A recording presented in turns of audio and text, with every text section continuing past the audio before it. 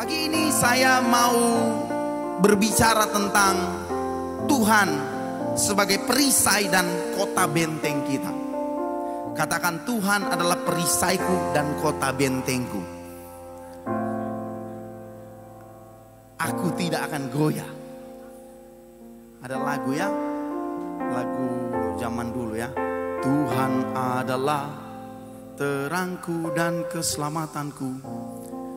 Tuhan adalah terangku, kepada siapakah aku harus takut? Sebab Tuhan adalah kota bentengku.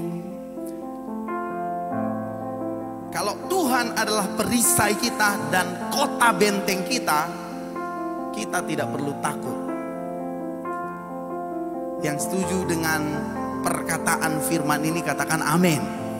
Nah saudara, kalau saudara rajin buka Facebook, buka Instagram, buka TikTok, apalagi buka Reels, saudara akan menemukan bahwa saudara direcoki atau saudara dimasukkan banyak hal tentang ketakutan. Yang pernah mendengar bahwa tahun 2023 akan ada resesi, angkat tangan bilang saya. Yang pernah membaca di berita ada kiamat di negara-negara lain yang sudah terjadi, katakan saya. Banyak ya, oh ada kiamat di sini, ada kiamat di sini. Ada pertanyaannya, RI kapan? Oh gitu ya, kapan kata RI? Tapi saya baca kemarin, Sri Mulyani bilang ekonomi negara kita bertumbuh 6, berapa persen ya. Targetnya 5, sekian persen. Tapi sekarang 6, sekian persen. Luar biasa. Tuhan memberkati negara kita.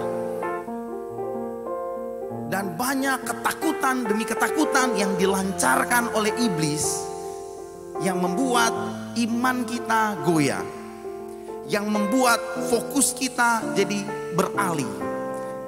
Dulunya kita setia kepada Tuhan, tapi karena resesi ekonomi kita harus banting tulang untuk bekerja. Supaya apa? Supaya hidup kita di tahun 2023 terjamin. Keren ya. Tapi pagi ini saya berdoa supaya firman Tuhan ini akan memberikan kekuatan iman yang baru kepada kita.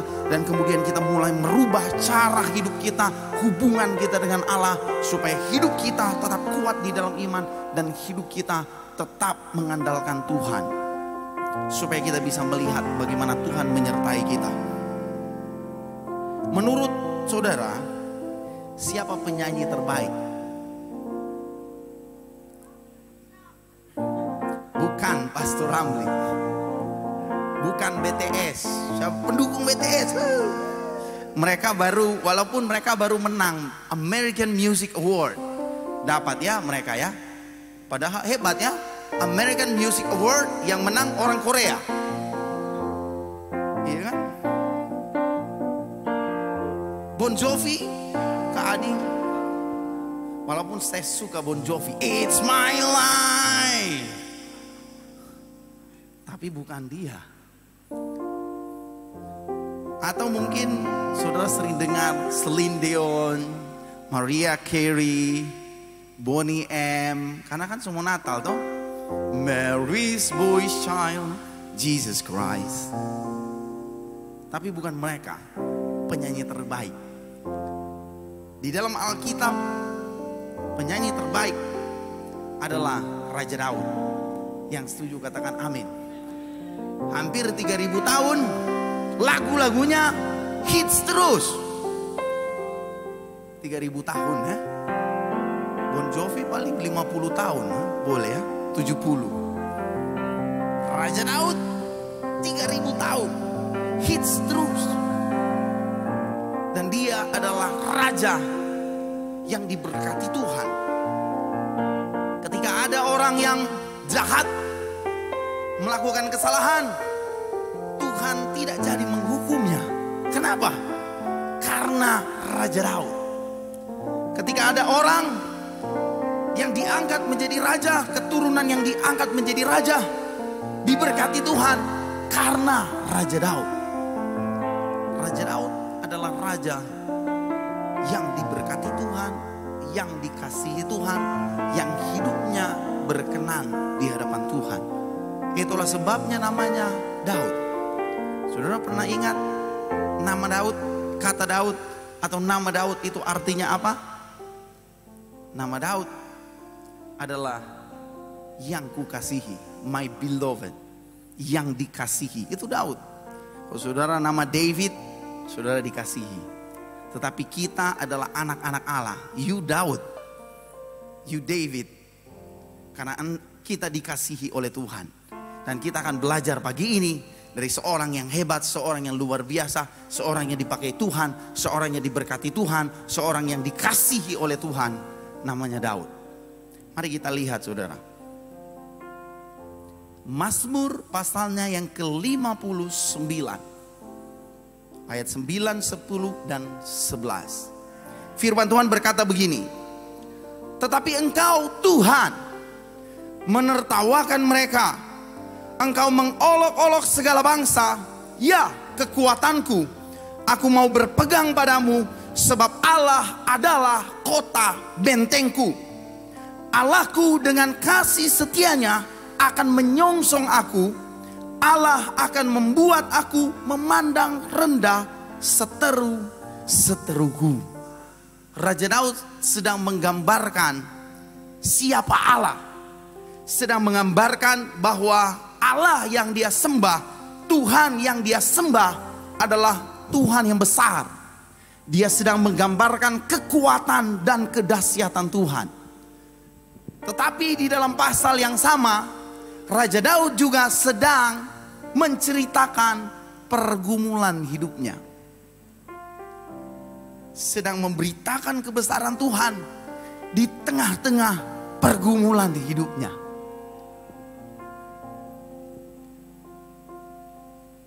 Kalau kita melihat saudara, kehidupan Raja Daud dari satu peperangan kepada peperangan yang lain. Dari satu peperangan kepada peperangan yang selanjutnya. Itu hidup Raja Daud. Dan Raja Daud tahu saudara,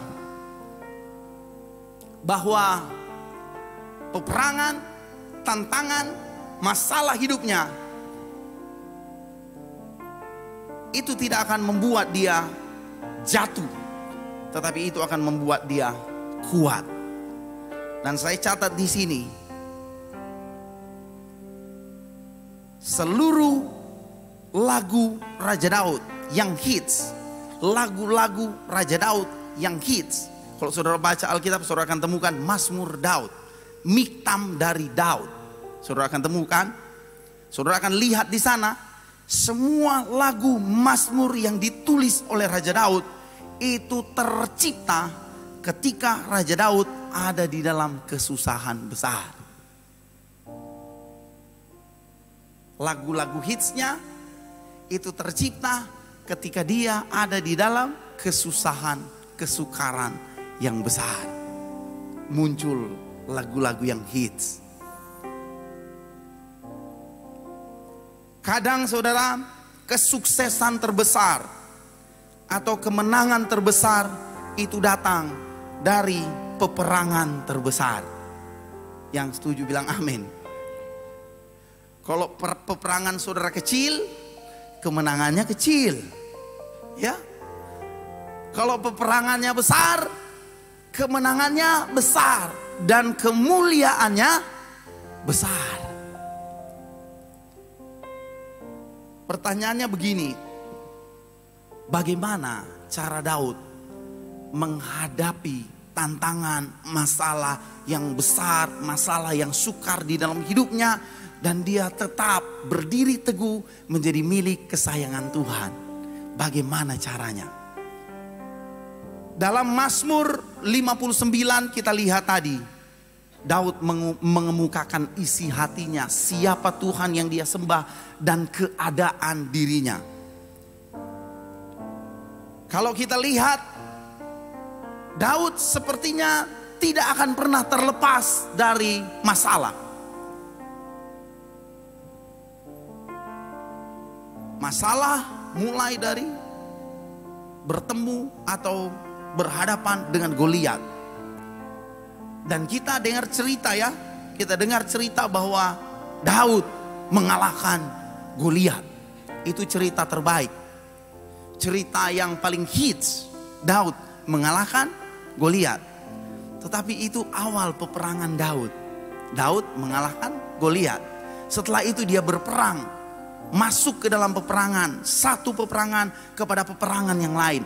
Dibawa Tuhan masuk ke dalam peperangan yang satu kepada peperangan yang lain. Dari bagian ini kita harus mengerti bahwa Allah kita yang kita sembah bukanlah Allah yang melepaskan kita dari kesukaran. Siapa yang pernah berdoa, Tuhan lepaskan aku, tolong aku dari kesukaran. Tapi Allah yang kita sembah adalah Allah yang melepaskan kita dalam kesukaran. Di dalam kesukaran Tuhan melepaskan kita. Itu yang dialami Daud. Di dalam masalah Tuhan menolong Daud. Di dalam pergumulan yang besar Tuhan melindungi Daud. Kadang memang Tuhan akan membawa kita masuk ke dalam kesukaran, ke dalam masalah. Tapi Tuhan pasti akan menolong kita. Mazmur 23 ayat 4 berkata begini.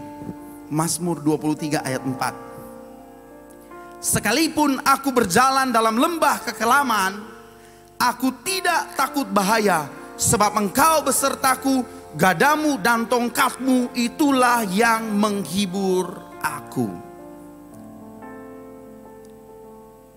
Karena pemahaman kita tentang Allah akan menentukan seberapa kuat iman kita. Kalau kita percaya Tuhan akan memuluskan semua jalan kita, waktu kita berjalan, masalah datang, kita berdoa, Tuhan tolong, masalah tidak jadi datang dalam diri kita. Dan kemudian masalah datang dan kita berdoa, Tuhan tolong, masalah kemudian dihalaukan. Tapi ketika kita berdoa, Tuhan tolong, masalah tetap datang dalam hidup kita. Karena kita punya pemahaman bahwa Allah akan menghalaukan masalah kita, menolong kita dari masalah. Kita akan kecewa ketika ada masalah yang datang dalam diri kita. Tapi kalau kita percaya bahwa Dia Allah yang ada, yang akan menolong kita dari dalam masalah, maka sekalipun masalah datang, kita akan tetap kuat berdiri dalam iman. Anda punya masalah sekarang, itu kesempatan Tuhan akan menolong Anda. Oh iya ya, kan ada dua orang Kristen. Ada orang Kristen yang percaya bahwa kalau saya berjalan, masalah tidak akan datang. Kenapa? Ada Tuhan yang akan menghalau masalah. Tapi kenyataannya masalah datang juga. Ada orang Kristen yang punya iman bahwa sekalipun masalah datang, Tuhan akan menolong aku. So kalau masalah datang, saudara akan tetap kuat berdiri. Karena pandangan kita, cara kita, pemahaman kita tentang Allah yang benar akan menentukan iman kita seperti apa. Kita kadang berpikir tantangan itu masalah. Ya. Kita, ada tantangan, aduh masalah ini. Tetapi bagi Tuhan, tantangan bukan masalah, tetapi tantangan adalah cara Tuhan untuk melatih kita. Tantangan adalah cara Tuhan untuk melatih kita. Raja Daud diurapi oleh Samuel menjadi raja untuk menggantikan Saul. Ya. Saat Daud diurapi menjadi raja, saat Daud diurapi Samuel menjadi raja, tidak ada satupun orang yang menganggap Daud. Isai ayah Daud, Isai melihat Daud itu anak kecil. Makanya dia tidak panggil Daud. Karena kenapa? Karena dia belum dewasa, masih anak-anak. Itu Isai. Kemudian saudara-saudara Daud melihat dia sebagai penjaga kambing domba. Betul ya? Kakaknya bilang, mana 2-3 ekor kambing domba kau tinggalkan ke siapa? Itu kakaknya Daud. Bahkan Samuel pun tidak menganggap Daud. Masa betul. Makanya Tuhan bilang, bukan yang dilihat manusia, yang dilihat oleh Allah. Ya kan? Manusia melihat apa yang di depan mata, tetapi Tuhan melihat hati. Kalau kamu tidak dilihat oleh Pastor Ramli, jangan kecewa. Ya, karena Samuel juga disuruh Tuhan mau urapi Raja Daud, dia tidak anggap ini Raja Daud. Ini tuh Raja Tuhan. Ya kan? Saat Daud diurapi menjadi raja, dia tidak dianggap siapapun. Tidak ada. Di dalam berdasarkan cerita Alkitab ya. Kalau berdasarkan cerita Alkitab, Daud tidak dianggap oleh siapapun waktu dia diurapi menjadi raja. Tetapi pengurapan Samuel menjadi dasar bagi Daud saat dia berperang melawan Goliat. Kita tidak pernah menemukan Daud mengalami perjumpaan spiritual, mengalami pengalaman pribadi dengan Tuhan sampai Samuel mengurapi dia. Dan pengurapan Samuel menjadi dasar bagi Daud untuk melawan Goliat. Pelajaran pertama, saudara. Pelajaran pertama. Sebelum Daud melawan Goliat, Daud diurapi Samuel. Saat Daud diurapi Samuel, dia mengalami hubungan yang intim dengan Tuhan. Imannya dikuatkan, imannya dipersiapkan untuk siap menghadapi Goliat. Pelajarannya bagi kita, sebelum Anda masuk ke dalam masalah, sebelum Anda masuk ke dalam tantangan, sebaiknya Anda mempersiapkan imanmu. Sebelum Anda masuk ke dalam tantangan, sebaiknya Anda persiapkan imanmu.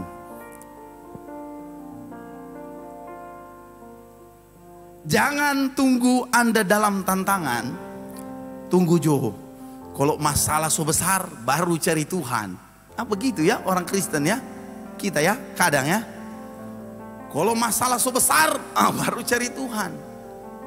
Daud tidak tunggu Goliat ada di depan matanya baru dia berseru kepada Tuhan. Tuhan tolong. Nyanda saudara. Dia tidak bilang, oh Tuhan besar kota ini Goliat, tolong pak kita. Nyanda. Tidak ya. Daud mempersiapkan imannya terlebih dahulu sebelum dia menghadapi Goliat.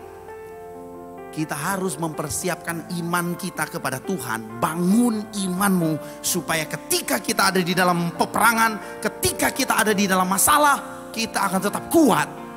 Kita akan tetap percaya kepada Tuhan. Kita akan tetap berdiri teguh. 1000 rebah di sebelah kanan, 1000 rebah di sebelah kiri, 10.000 rebah di sebelah kanan. Aku akan tetap berdiri teguh. Saudara pikir orang-orang yang kuat di dalam iman nanti dia akan berdoa waktu dia menghadapi masalah? Ya enggak saudara. Saat kita baik-baik saja, saat itu Tuhan lagi mengizinkan kita untuk membangun iman kita kepada Tuhan. Bangun hubunganmu dengan Tuhan setiap hari. bangun relasimu dengan Tuhan. Perkuat kepercayaanmu kepada Tuhan. Saat Daud mau dilempari dengan batu, firman Tuhan berkata, kemudian Daud menguatkan kepercayaannya kepada Tuhan. Bahkan saat dimana Daud ada di dalam lembah kekelaman, dia akan tetap berjalan dengan aman. Firman Tuhan berkata, sebab gadamu dan tongkatmu itulah yang menghibur aku. Persiapkan imanmu. Bagaimana saudara? Apakah hari-hari ini kita mempersiapkan iman kita? Saya bilang tadi, banyak orang Kristen mulai dibutakan karena ketakutan akan masa depan. Tetapi firman Tuhan datang, ketakutan di masa depan itu pasti saudara. Masalah di masa depan pasti datang. Tantangan di masa depan itu ada. Karena itu makanan orang yang hidup. Yang hidup bilang amin. Kalau so mati ya sudah tidak ada tantangan. Tetapi yang kita perlu tahu bahwa kita harus mempersiapkan iman kita untuk menghadapi masa depan supaya kita tetap kuat. Apakah saudara mempersiapkan imanmu hari-hari ini? Karena hari-hari ini adalah jahat. Anak muda, masih muda, baik untuk Tuhan. Jangan lihat kiri kanan, dorang masih senang dengan kebebasan dunia. Kita les tau kuat boleh? Boleh stop? Persiapkan imanmu sejak masa mudamu. Daud masih muda diurapi.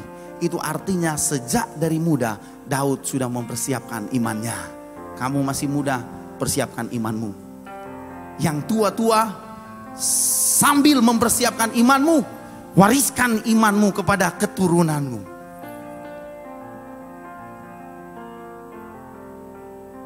Daud mengalahkan Goliat karena Allah tidak pernah kalah dalam peperangan. Daud belum tahu berperang waktu itu. Memang dia mengalahkan singa dengan beruang, ya. Tetapi beda lawan manusia dengan beruang beda. Beruang nggak punya otak. Tapi manusia lebih cerdas. Makanya saya katakan Daud mengalahkan Goliat karena Allah tidak pernah kalah dalam peperangan. 1 Samuel 17 ayat 45 dan 46. Ini ketika Daud menghadapi Goliat, ya. Waktu Daud menghadapi Goliat, firman Tuhan berkata begini. Tetapi Daud berkata kepada orang Filistin itu, engkau mendatangi aku dengan pedang dan tombak dan lembing, tetapi aku mendatangi engkau dengan nama Tuhan semesta alam, Allah segala barisan Israel yang engkau tantang itu. Hari ini juga Tuhan akan menyerahkan engkau ke dalam tanganku, dan aku akan mengalahkan engkau dan akan memenggal lehermu dari tubuhmu.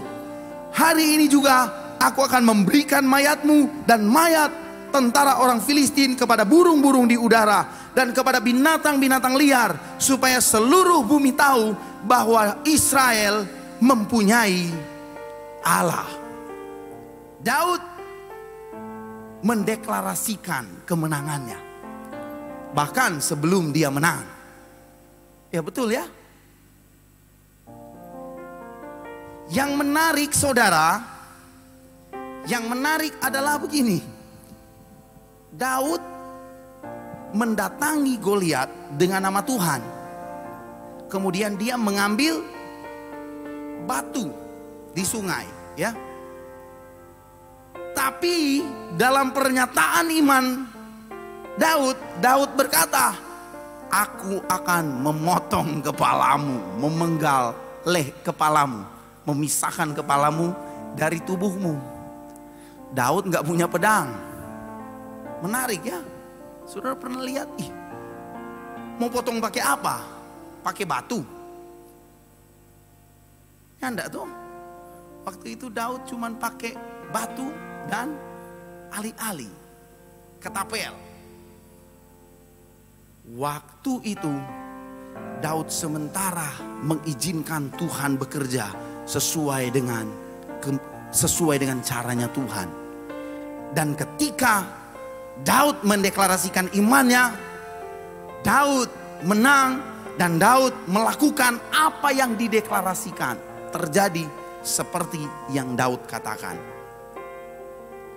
Daud membuktikan imannya. Aku akan memenggal kepalamu dan menyerahkan tentara-tentara Filistin kepada burung di udara. Daud membuktikan imannya. Waktu Daud membuktikan imannya, Tuhan membuktikan janjinya kepada Daud bahwa Tuhan akan berperang ganti Daud. Waktu kamu dalam pergumulan, tantangan, waktu kita menghadapi masalah, deklarasikan imanmu berdasarkan janji Tuhan, bukan berdasarkan keadaan sekitarmu. Kalau Daud lihat mau potong pakai apa? Pakai batu. Ya enggak ada pedang dia. Dan waktu itu dia belum mengalahkan Goliat. Tapi Daud membuktikan imannya dan Tuhan membuktikan janjinya. Jangan lihat keadaan sekitarmu, tapi deklarasikan imanmu berdasarkan janji Tuhan.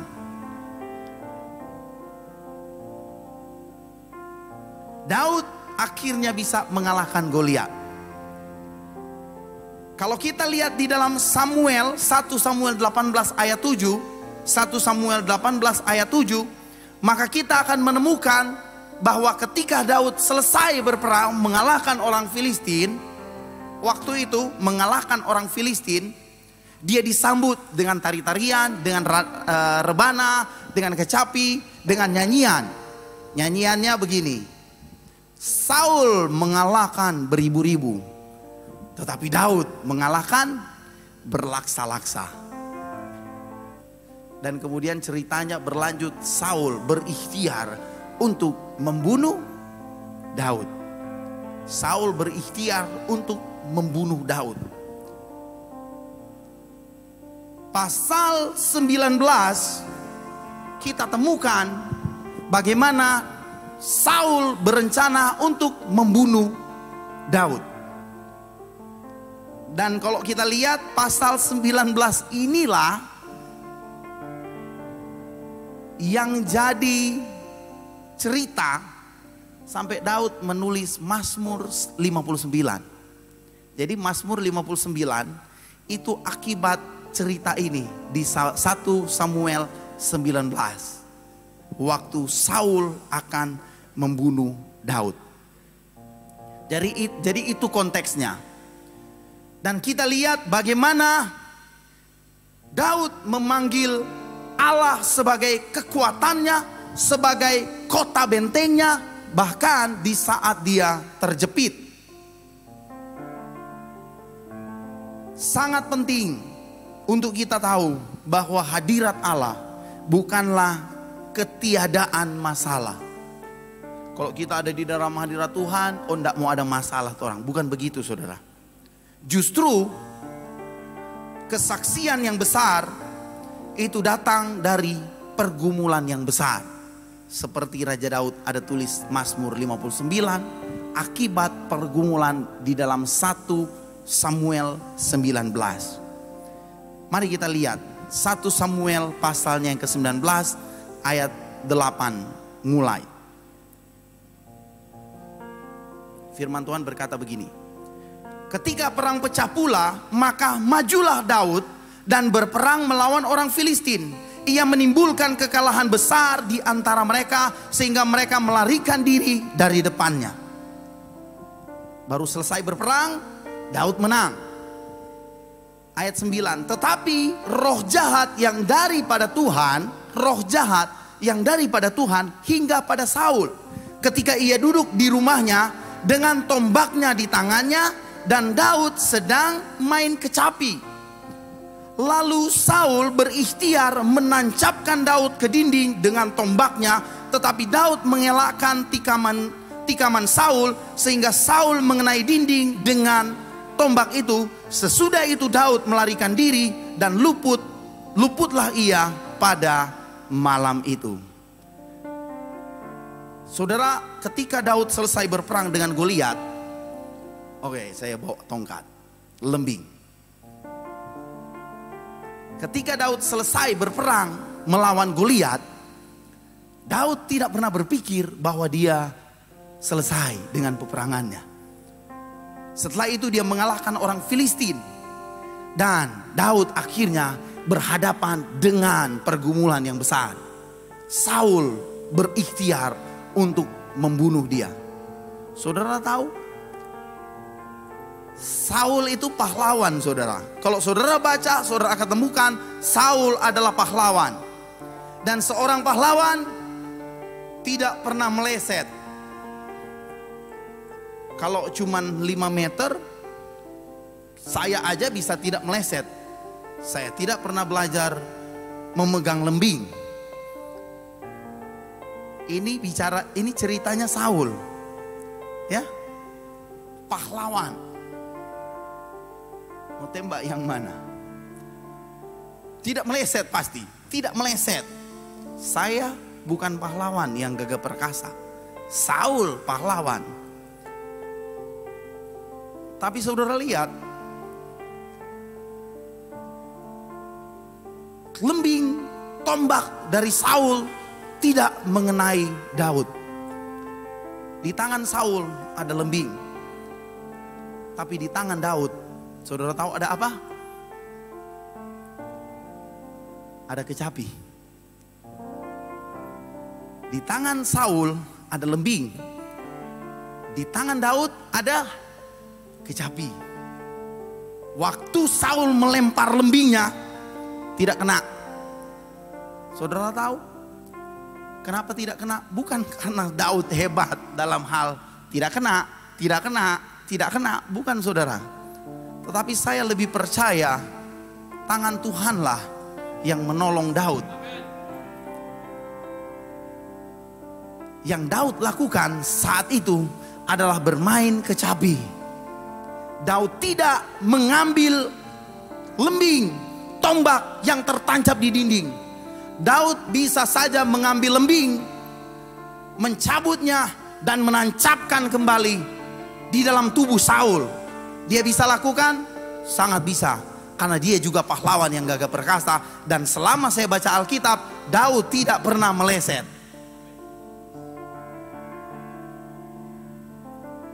Tapi yang Daud lakukan berbeda. Dia bermain kecapi, saudara. Kecapi itu seperti Queen punya alat gitar ya, alat petik ya.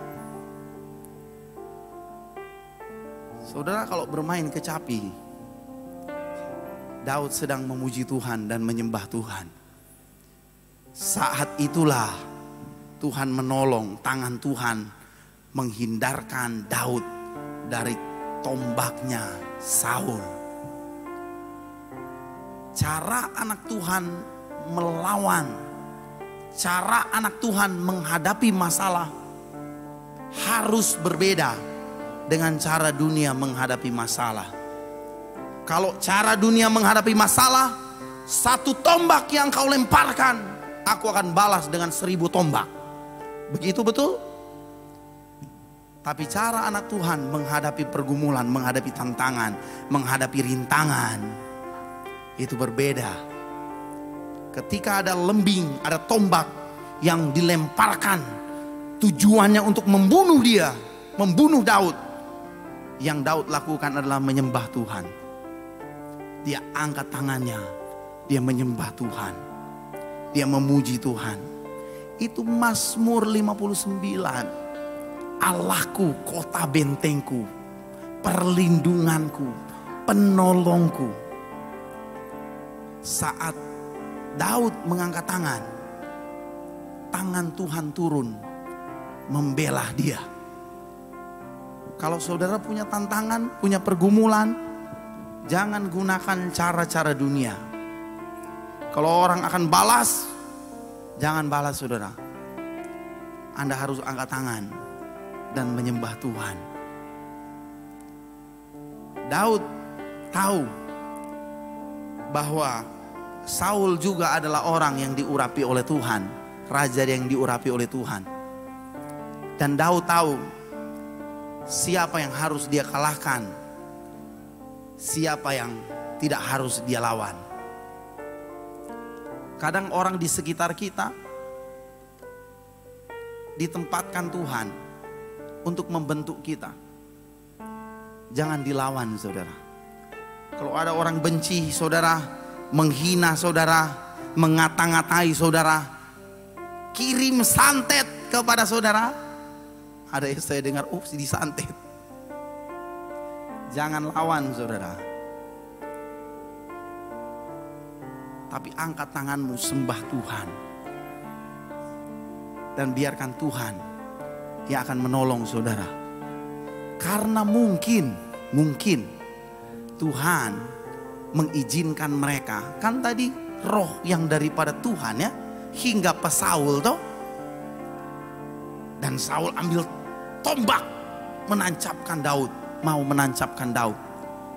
Kadang juga Tuhan mengizinkan ada orang-orang di sekitar kita untuk membentuk kita, untuk memproses diri kita, supaya kita siap, supaya kita naik ke level berikutnya, supaya rencana Tuhan atas hidup kita digenapi, supaya kemuliaan Tuhan itu bisa kita lihat, kita rasakan, kita terima, dan kemudian kita lihat, oh ini toh pertolongan Tuhan, ini toh penyertaan Tuhan, oh ini toh perlindungan Tuhan.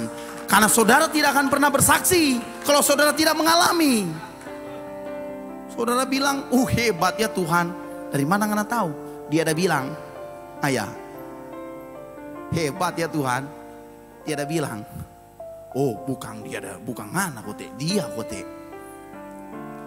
Tapi kalau engkau dalam pergumulan berat, angkat tangan, sembah Tuhan, perkuat imanmu dan sembah Tuhan. Ada lagu yang saya suka, I will praise you in the storm. Aku akan tetap memuji Tuhan, menyembah Tuhan sekalipun di tengah badai. Jangan mengeluh saudara. BBM naik, mengeluh. Ayo demo, saya setuju, demo. Jangan mengeluh, angkat tangan, sembah Tuhan. Dan kau akan lihat tangan Tuhan akan turun menolong dan memberkati hidupmu. Tuhan Yesus berkati saudara.